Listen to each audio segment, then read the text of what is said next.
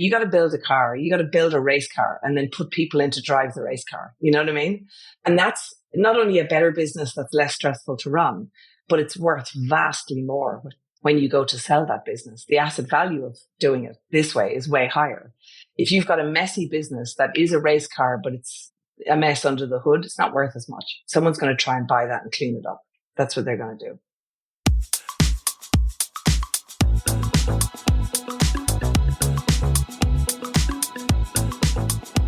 Welcome to the Profit Answer Man podcast, where business owners learn to scale their profits and cash flow and work less doing it. You built your business to fulfill your dreams and serve your mission. You're the backbone of America, creating the jobs and opportunities that keep our economy moving. And for that, you deserve to be well rewarded. We're Profit First certified. It's the first baby step in a journey we take our clients on, building cash-rich, margin-strong businesses that don't suck the life out of you. Check out the first 13 episodes of the podcast. It's Mike Michalowicz and my review of each chapter of the Profit First book. Around here, we speak cash flow, profit, and practical execution. No accounting jargon, no fluff. Most accountants, they might help you save on taxes, but they'll crush your cash flow and make you look unprofitable. That's not just a poor decision, it's a liability. We help you focus on what you love. And when we partner together, we become a profit center for your business. If we don't deliver a massive ROI on your investment in us, fire us. Want to see how it all works? Watch the video version on YouTube or head over to ProfitComesFirst.com to grab your free copy of the Profit Blueprint book and start making profit a habit. You built this business to serve your mission and your freedom. Let's make sure it pays you back big. We are always looking for ways to increase efficiency. If you're not using AI, it's time to think about it. We just did a wonderful episode on my other podcast, Richer Soul, about how to build your AI board. That's right, you can have a board of directors built by AI. It's episode 440, The AI-Driven Leader with Jeff Woods. Now, we're back again this week to talk about outsourcing the work none of your team or you loves to do to people who want to do it so you can spend your time doing what you love. Just remember, some things are best done by you and some are not. However, you're the leader, so you're in charge of strategy. And again, we talked about how to get strategy with the AI board. Today, we've got Barbara Turley, who is the founder and CEO of the Virtual Hub. They are a leading virtual assistant company. We use them. That's who takes care of all my podcast stuff for me, helps with some of my marketing and some of my other things. They have over 350 employees, helping over 200 business founders, owners, and operators work smarter and scale faster. Let's meet her and see how. Welcome to the Profit Answer Man, Barbara Turley. It's great to have you join us today. Fantastic to be here, Archie. Can you share a little bit about yourself and your business? Sure. So I'm Irish background for those who do love, everyone always tells me they love the Irish accent. But I live in Sydney, Australia. Have been here for 20 years. Very great place of the world to live, just a little far from the US and Europe and all those lovely places.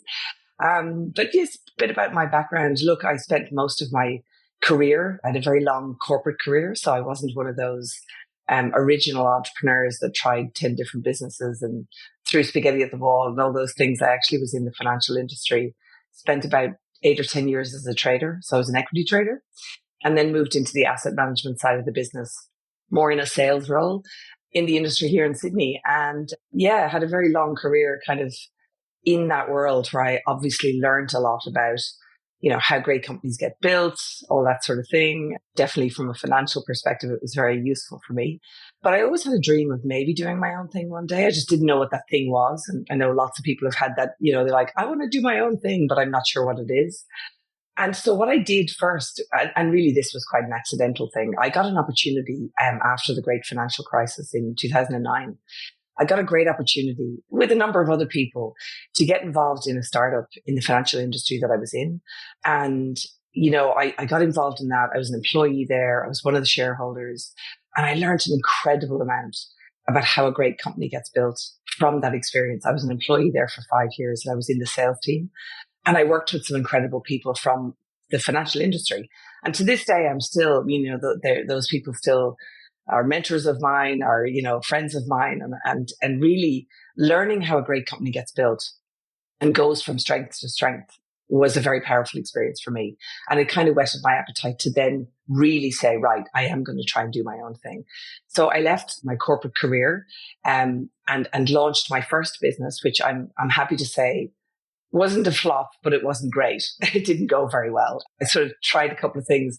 I had a business called Energize Wealth, and the plan was I wanted to inspire more women globally, which I think is a worthy cause, to be more interested in the financial industry, in money and how money works. And I still to this day am really passionate about, global money flows and capital flows and things like that. And I think more people should take more of an interest in how money actually works. Because most people actually they think they know how it works, but they don't really know how the global financial markets work.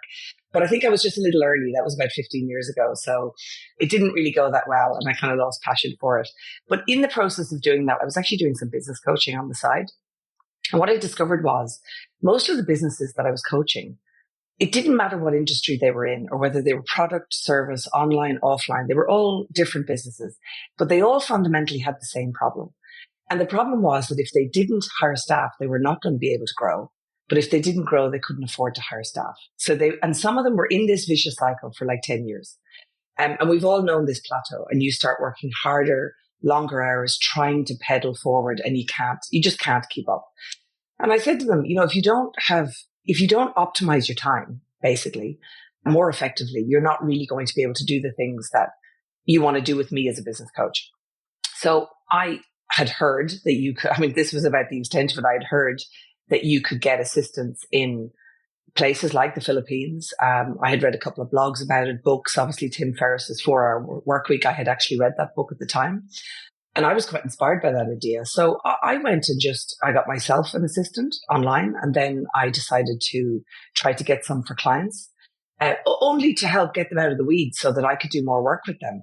But invariably what happened was I had some of their friends start to call me, not asking me to be their business coach, but asking if I could get them one of those assistants. And I was kind of like, you could do this yourself. But they didn't have I rapidly discovered that people didn't have the confidence, the time, the energy, the knowledge, the risk taking, I guess, to go do it themselves. And they were quite happy for me to do it for them. And I kind of found myself in this business called the Virtual Hub 10 years ago, before I knew I was in this business. It sort of formed organically by itself. And one morning I woke up and I was like, I'm going to pivot. This is it. I'm closing this and starting this. And it was like that overnight. And we'd no website or anything. It was nothing really then. And just an offer to do something for businesses to help get them out of the weeds. And, rolling forward 10 years, we're 350 employees now in the Philippines. We have clients all over the world. Delighted to say that you were one of them, Rocky, and, many success stories in doing this for clients. So that's the quick journey. You know what? We'll get into the full journey, and we'll talk about that pivot. You also use profit first in your business. How did that come to be? Because you're a financial person, so yeah. Usually financial people should know how to do this without having to go use systems like profit first. Yeah. I mean, look, one of the lessons I think I've learned as well from this whole experience over the years is that two things, actually. Number one, the skills that we all have different skills, and we all assume that everyone has the same skills that we do, right? So I learned that by going, doesn't everyone know how to build operations? Doesn't everyone know how to protect their cash flow? Like, surely these things were very intuitive for me. But I discovered that other people, have skills that I don't have in other areas, but they're not very good at these things.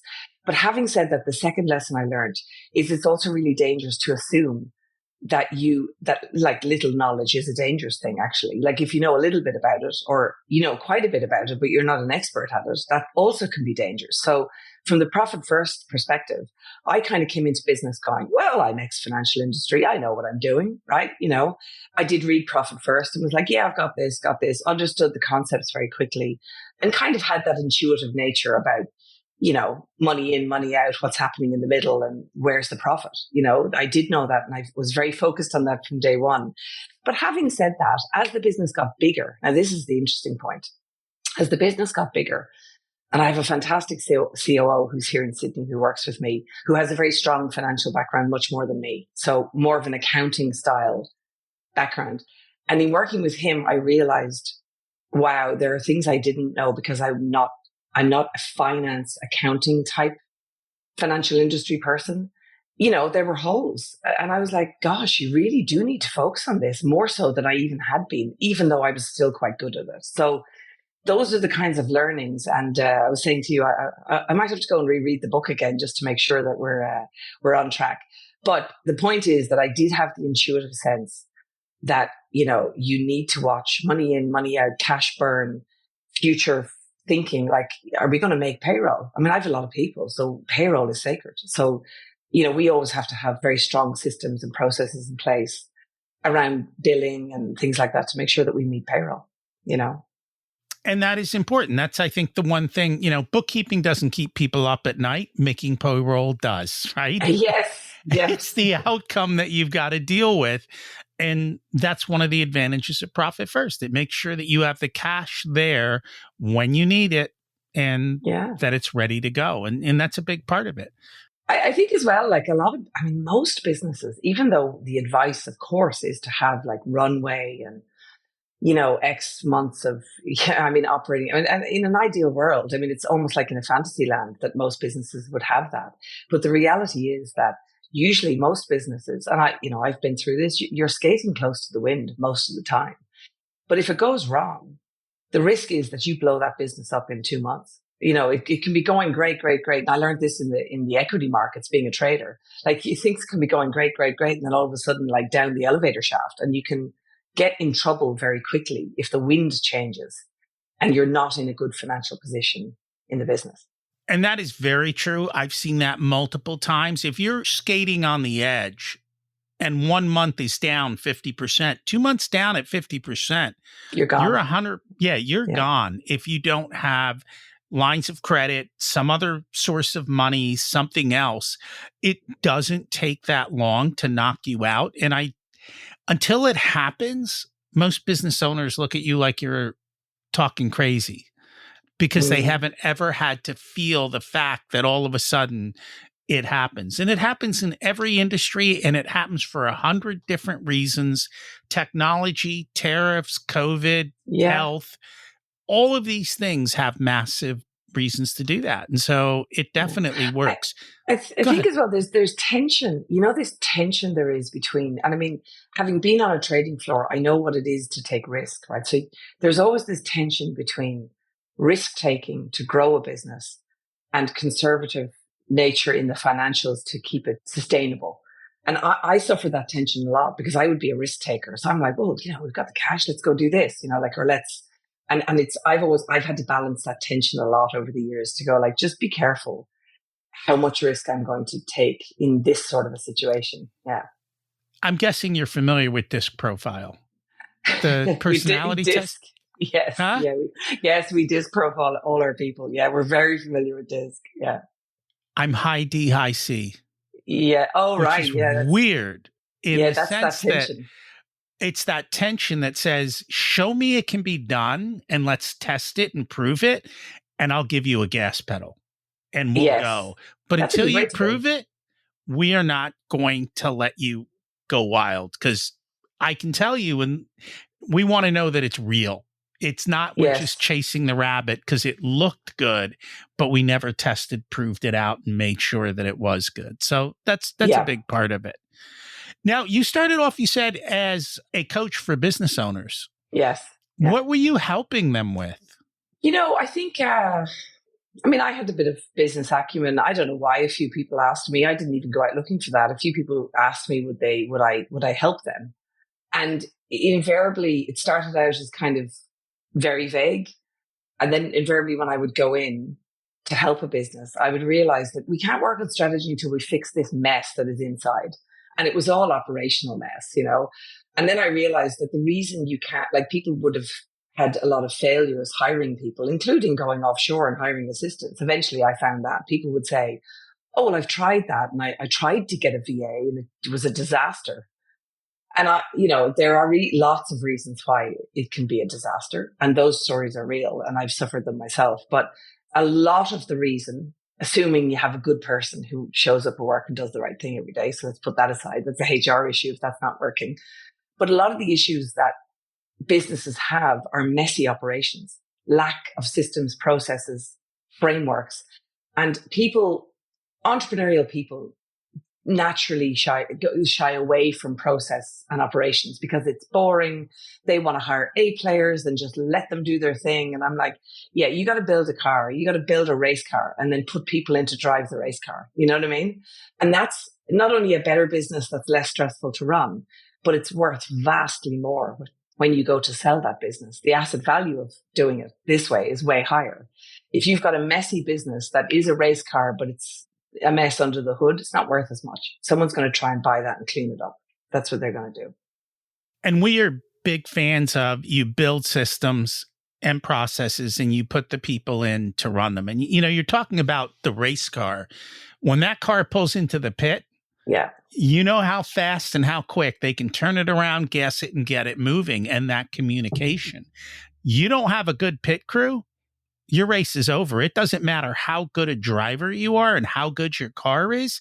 If you can't get in and out, that's a problem. And that's a system and a process that's built to be able to do that. And I think you're correct. A lot of business owners, they say, we'll build that later. Oh, no. Later never comes, or it gets so messy that they're like, there's no way I can change this. That's exactly right. So then it becomes really, really difficult to make that mess. And one of the things, go ahead. The other thing from that mess, if I could just say, then what happens is you're left in a situation where the only choices you have in hiring are to go to pay a lot of money for someone who really, really is quite very good or has a lot of IP to come in and do a role for you.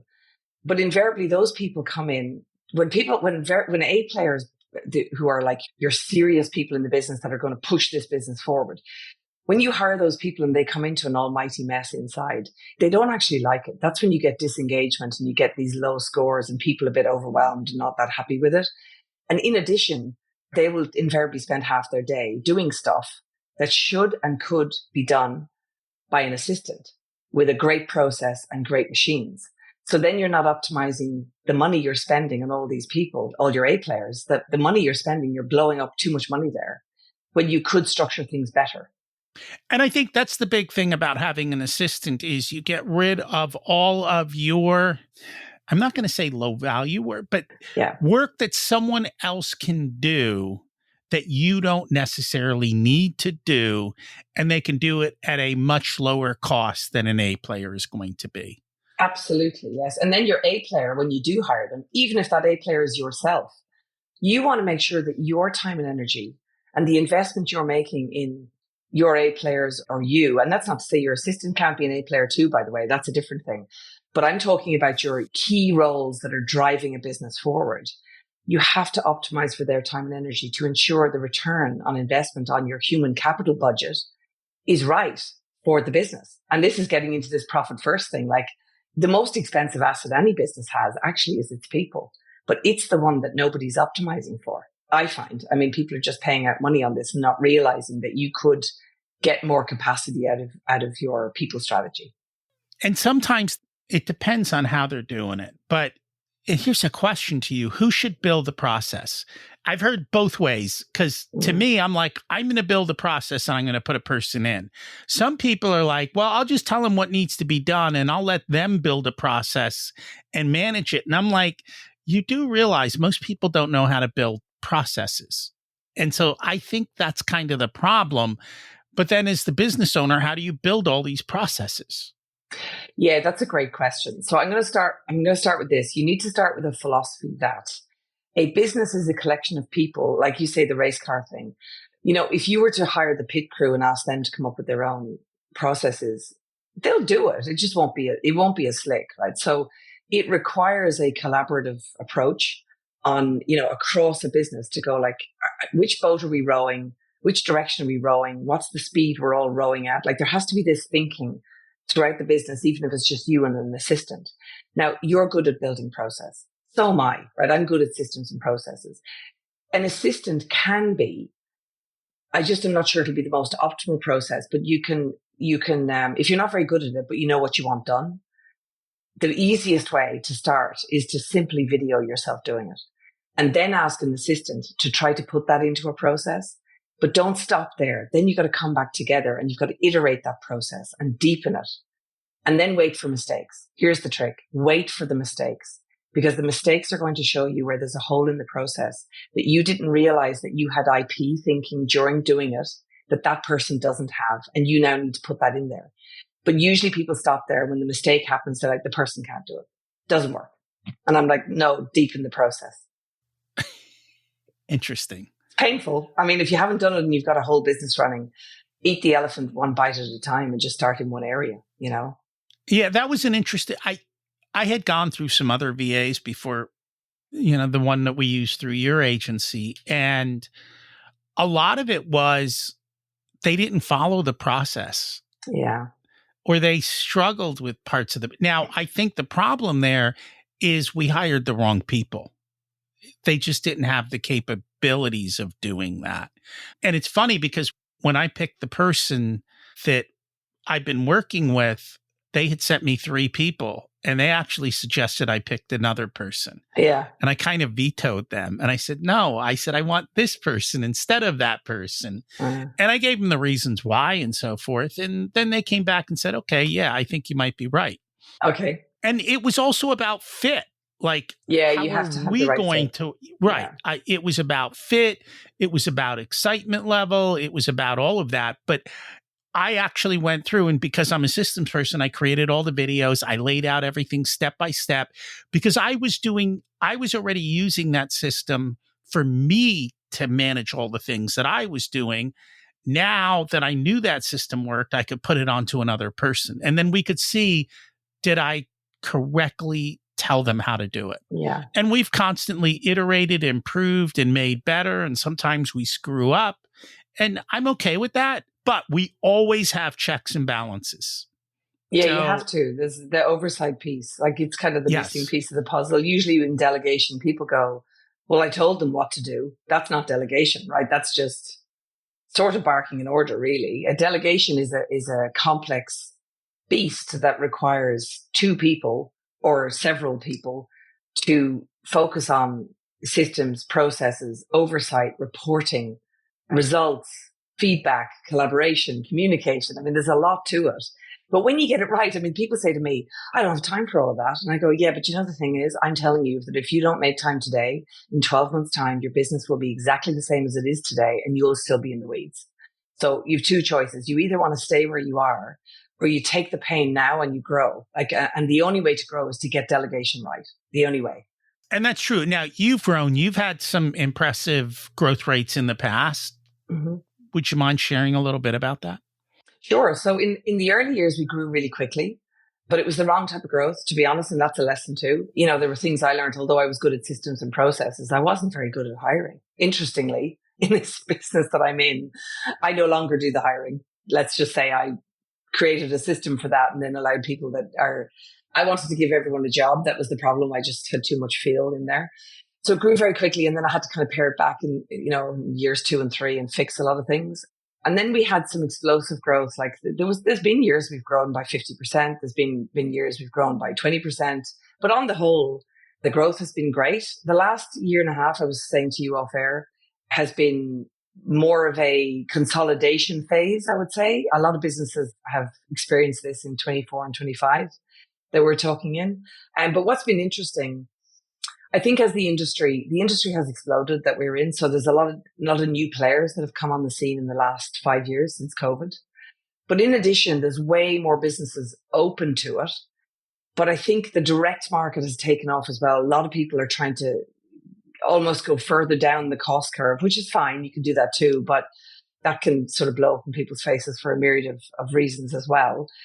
But larger companies are also now thinking very strategically about this idea of people optimization and realizing that, if the scores globally around disengagement, quiet quitting, overwhelm, all of these things, people think it's a symptom of bad cultures. I'm like, no, it's a symptom of bad delegation and no bad systems in businesses, too many wrong people doing the wrong stuff.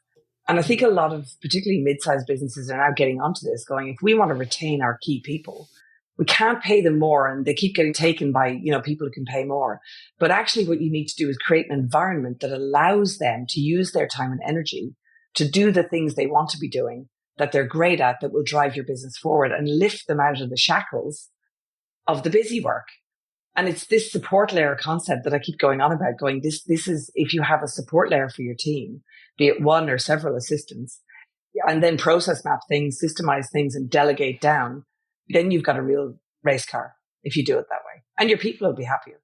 Yeah, nobody will do what they don't love doing, including the business owner. And I know that because most of them don't like doing the financials, so they ignore them and they think that'll solve it, but it doesn't. And it's true. I don't like doing the things I don't like doing. And so I stay away from them. But if I can hand them off to somebody who does like doing it, then life becomes 10x easier and it all works out. So you've helping people find the assistance. What are you finding when it works, and what are the people struggling with when it doesn't work? Because I'm guessing it's not necessarily the person you're putting there, but the person managing the person, so to speak. Yeah, there's actually a whole host of, it's actually quite difficult to get this right. We were talking off air about this. It's easy to get a home run on one assistant, right? Or two or three. It's very difficult to do this at scale, right? So, businesses that are trying to put in 5, 6, 7, 8, 10, 20 of them, that's quite hard on not only from a recruitment perspective, managing them, all that sort of thing. So there's two issues when it doesn't work, right? So let's look first at the business owner side. This concept of delegation is vastly misunderstood. Like I was saying, there's a lot to it. And people need to put the work in to master this art of delegation. I mean, you've had to master lots of other things in a business to try to grow it. But I would say to any business owner, if you are in business, the job of the business owner is actually this stuff, is building the business, right? So, and part of that is ensuring that you have the right machine, the right framework, systems, all the things that we've been talking about. Then putting people in. So over the years, I discovered now we actually are not a recruitment agency. So we don't take client briefs and then go out to the market and try and find what they're looking for. We don't do that at all. I stopped doing that in the early years because I realized how difficult that is, even vastly more difficult than what we do. So many years ago, I just turned the model on its head and I thought, you know what, we're just going to go out to the market and hire for ourselves. So we actually hire people month on month for us at the Virtual Hub. We have our own training academy. And even with people with experience, everybody must go through the same. They all go through our training academy, because what you find is resumes can say anything, but skill, what they're especially in the world of ChatGPT. Absolutely, right? And some people interview really well. Other people don't, but they're quiet achievers, right? So we have our own training program, and we basically cultivate our own assistants. They're all full-time employees of our company. And only when we feel they're ready do we start to sort of introduce them and what we sort of say is they're there servicing our client accounts, actually. Yes, they look and feel, we integrate them like they're an employee in your business, but really they're very much part of a massive culture that we have inside our company. And the reason we do that is because training is key, right? So it doesn't matter what somebody has in their resume. Training is vital as things are moving in this world very rapidly. But also, when you're training somebody, you get to see nuance in their personality that may become a problem later, that you will not see in a recruitment process. So we find that quite effective to ensure that all the people we have that we eventually present to clients, we know vast majority of those are going to work out in terms of they have the care factor to actually look at the steps, go through the steps in a process. They also are trained as part of the Virtual Hub to act like a TVHer sort of thing. So that's what we say. We call them TVHers. So we're also training on this concept of if there is a process, I mean, you might think this is ridiculous that we have to train on this, but we train on every sort of nuance to make sure that the success of this is going to be successful, because we don't want the big churn rates. We need the success rates. So what I'm saying is that it's difficult to get it right at scale. It's also difficult to get it right with one. if you don't do elements of what I'm talking about. You don't need to do all of that when you're bringing on your own team. We do it for our clients, so they love that because people arrive kind of ready and hit the ground running, so to speak, to a certain extent. Where it fails, though, even with all the work we do, is when we try to put somebody into a client account that is not ready for that systems-wise. Do you find that you have to find people who will follow systems, or can you train people to follow systems? You have to hire for that. That's a sort of you can train people to get better at it, but again, it's that tension between conscientiousness, right? And you want to, so most people want an assistant that will show, it depends. Some people want an assistant that's going to show loads of initiative, right? That's a certain type.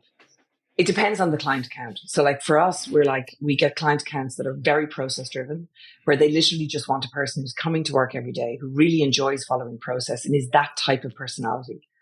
Others may want an EA or someone who can fly by the seat of the pants of a startup entrepreneur and do all sorts of different things. Now that's a different personality type and skill set to the process driven one. So we're always having this kind of tension between how many do we have? And we have to have a mix of those because we get a mix of clients that want different things. And I don't know how we've made this work over the years, but generally speaking, we make that work.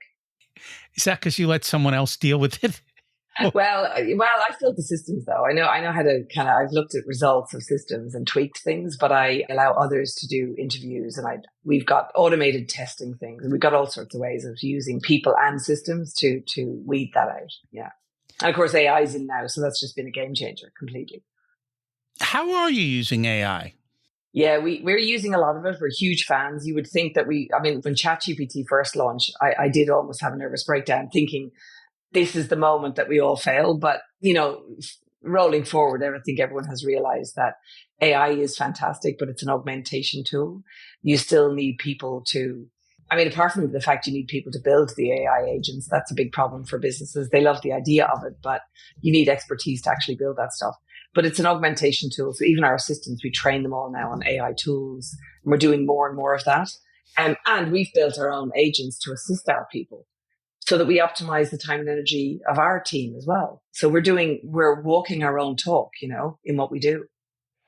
And I think that's why our partnership has been so successful, because I built custom chat GPTs for them to use. Yeah. And I train them and I help to make sure that they get updated, and I give them the right prompts, and we change the prompts if they aren't correct, or we add to them, and we're constantly evolving with that and updating the instructions. But by building those and then working with that, it really has helped to ensure that you get the right result. It gives us the results that we get the right results. And so it makes it easier for them to follow the process. And then I just have to double check the final results. Yeah. And it works I think what's really, key, really well. What's key there actually that I want listeners to hear is that you're not expecting your assistant to be the prompt engineer. Now, this is the hole in the industry right now that's happening, where everyone's like, I want an assistant who can use AI. I'm like, yeah, that's great, right? But just be careful that you realize that AI is a big beast that requires strategy, requires process development, requires knowledge. The AI, they've made it sound like, AI is this amazing thing that you just shove it in your business. It's going to be amazing. But it actually requires quite a level of expertise that is beyond the scope of an assistant role. Now, that doesn't mean that we don't have people that are able to build AI, right? But if I was trying to sell that, it's out of scope for an assistant role. That's the point. We're trying to get our people to be good at using it. But some clients have an expectation that we can teach them to be prompt engineers. We're like, no, that's not. Then you're not an assistant anymore. Then you're a prompt engineer. Then you're in a different role. Then you're a prompt engineer. And if you want a prompt engineer, I think you need to be realistic about that. So it's just this kind of misalignment of expectations of what an assistant role is. Because the word VA, you see, in virtual assistant has morphed from, anyone with a heartbeat that can type to someone who can code an app. And that's fundamentally not true. Like an assistant role is an assistant. It's not a strategist or a IP-driven execution type person. Because AI is such a game changer, I actually, when I'm on calls with clients, as we're going through things, I'm teaching them how to use AI Mm-hmm. just to help them improve their profit, do things faster. And the one thing I've learned is people look at me in amazement and go, I can ask that. I can do that. You can I'm ask like, it anything. Yeah. yes, you can ask that. You can do that. They're just shocked at what is possible. And I think it really comes down to a simple problem. We haven't taught people how to critically think and how to ask great questions. And those are the two skills. I'm not a prompt engineer. I just know how to interact with ChatGPT at a Mm-hmm. high level by asking the right questions in a way that will get me the results I want and being Mm-hmm. highly definitive in I want X, Y, and Z, and I want it this way in this voice with this type of expertise. And what I tell people is if you treat ChatGPT like a 5-year-old and you ask a question like you would a 5-year-old, you're going to get an answer like a 5-year-old. Yeah. But Yeah. if you ask a question like a PhD, you'll get a PhD answer. And I think that's where people don't I get think it. You got to build it. a lot of people struggle though with, when you see something that like you get a result of something, you've asked somebody to do something, comes back, it's not what you want. A lot of people struggle to articulate why it's not what they want and what they actually want. So they struggle to even go, I want it in this voice. They just go, I don't like that. That's not what I wanted. And they cannot articulate what it is. So that's a tricky one. We all have to learn how to ask better questions, but that's actually harder than people think, for a lot of people, I think. I'm learning that. I didn't realize it. Just like a lot of things I didn't realize. And that's the truth. That's kind of where we started. We don't realize where our natural skills truly lie. Yes. And where other people might struggle. And so that's been a big part of my journey is figuring out where are those value adds that I can provide. And we just give them as value adds to our clients above and beyond. And who knows, maybe it'll change where I end up one day, but for now, I love what I do. One last thing I want to talk about. You guys have a very large or very high net promoter score. So can you just talk a little bit about what the net promoter score is and how you can get such a great number? Yes. Okay. So the backstory on this.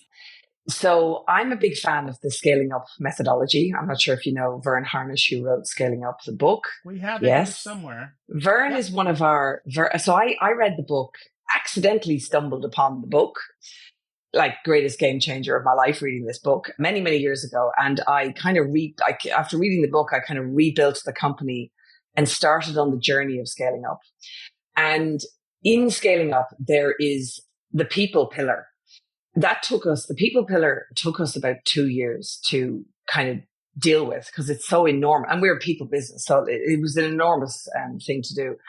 But what came out of that, I kind of learned a lot about Net Promoter Score. And, it's basically a score that you can use it with employees, by the way, as well. We have an ENPS, which is our employee Net Promoter Score. We also use it with applicants and candidates to discover people who apply for a job with us. How would they score us? And it's kind of a rating that people would say, like, how likely are they to sort of recommend you to a friend or, and it's made up of people who are positive, people who are detractors, and people who are neutral. And the overall score is what your average is. So of course you want to have lots of contributors. So over time, I didn't launch doing it with clients until I had you want to have a high success rate internally with what you're doing and your client delivery. And your success rates before you go doing this. You want to kind of have a sense. Now you can do it first, but if you could get results that you're not happy with, right? You could get feedback that can be destabilizing for your ego. You could get smashed by your clients or your employees in doing it. But there is value in having that too, because I've always thought the gold is in the negative comments that you get, right, from people. The complaints is where the gold is, because that tells you what to fix. But we sort of tried to game it a bit and do a bit of work on our delivery first. And then we worked into our client experience journey. At various points in the client journey, we are talking to the clients about, our client success managers speak to the clients, and they actually ask them a series of questions.